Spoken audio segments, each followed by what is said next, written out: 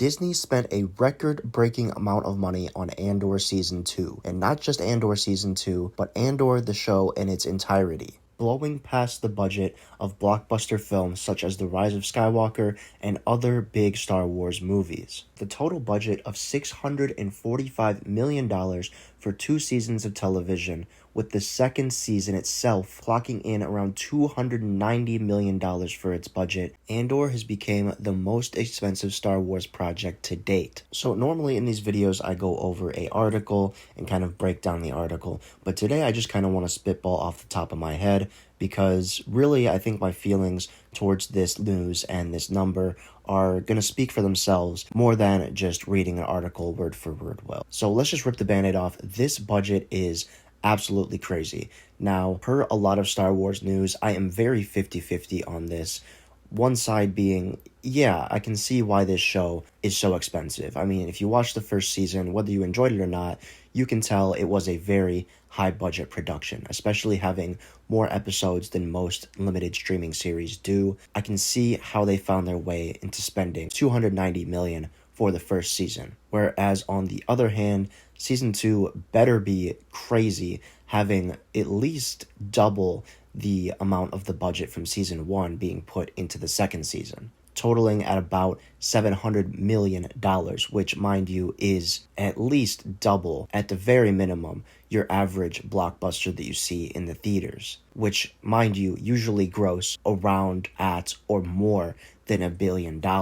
Who knows what Disney is getting paid out for putting these crazy budget productions on streaming services. So those are my quick thoughts. Again, very torn, because yes, you can see the money has went to the quality and the storytelling, hiring the right people, having great effects, but again, this is just a lot of money that I think could have been spent more wisely. Now, this is the second budget-related video I've made on this channel, the first one being covering the Acolyte's budget, which we now know was upwards of $300 million for that very poorly received show that was canceled after a season. Now, I wasn't making videos back when the Kenobi show was released, but that show only received a mere $90 million for its run, compared to, again, $300 million for the Acolyte and a total of $600 million, nearing $700 million for 2 seasons of Andor.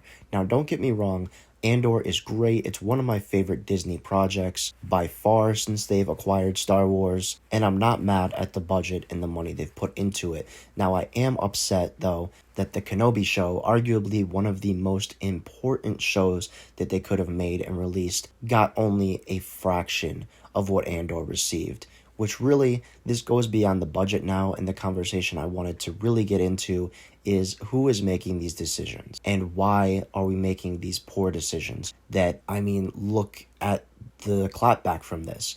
People have very much expressed immense gratitude towards Andor, the storytelling, the writing, everything. It has been nominated for awards, been very well received. But this news comes out about the budget, and people who even enjoyed the show are kind of up in arms saying, well, why don't you spend this on every show, or why can't you disperse it?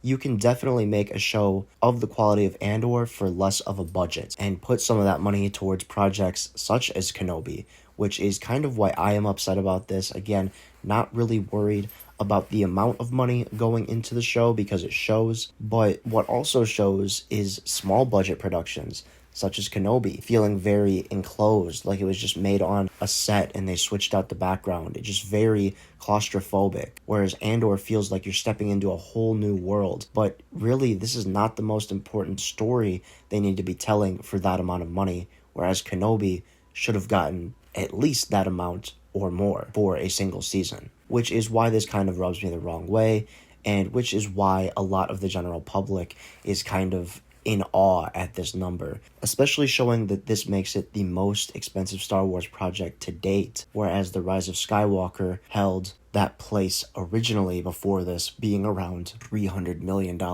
for its budget. And doubling that for 2 seasons of TV is crazy, if you ask me. But again, it shows, so I can't be too mad.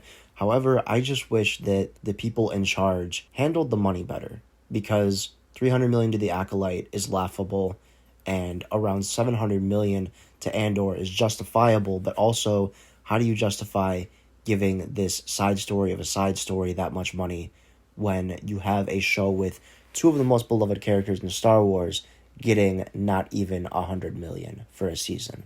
But that is just me. Those are just some quick thoughts on that and a couple of numbers for you guys to reflect on if you hadn't heard this news already. I'm done talking about it. I really want to know what you have to say about this down in the comments below. Are you upset about this? Are you surprised? Do you think it's justified? Why or why not? I'm really excited to hear what you have to say, and I will be responding to all those comments in the coming days. Also, while you're at it, if you enjoyed this video, please leave a like, and of course, subscribe to the channel if you're new.